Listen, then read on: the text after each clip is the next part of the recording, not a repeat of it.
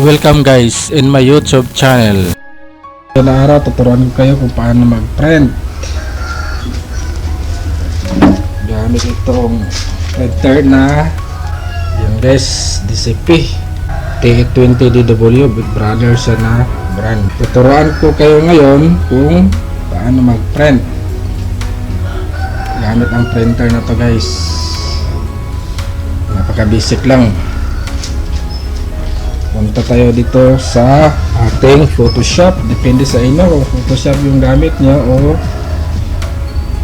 Microsoft Word. Depende sa inyong software na ginagamit. Okay guys, magpe-print na tayo guys. Punta lang tayo sa printer settings at hanapin lang natin ang Brother DCP T20DW. At ito po yung printer properties ng ating Brother. At dito sa paper size mga guys, pipiliin nyo lang kung anong paper ang ginagamit nyo sa pag-print. Pag long po, legal ang gagamitin. At dito naman sa copies is pwede nyo rin sa damihan kung marami kayong ipiprint.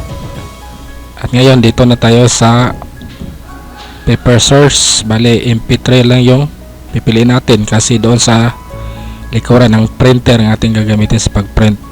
At sa quality naman guys is kayo na po ang bahala kung anong quality ang gagamitin nyo. Tapos click natin itong print para simulan na tayo mag-print. So yun guys, napiprint na po ang ating printer. Kung napapansin nyo is doon sa kumukuha sa likuran ng bond paper ang ating printer kasi doon yung settings na yung MP3 na source ng ating paper. At ngayon babalikan natin ulit ang ating monitor at magpiprint tayo ulit. Ang gagamitan natin is doon naman tayo sa 3-1, bali sa loob ng printer kumukuha ang ating printer kapag nagpiprint siya.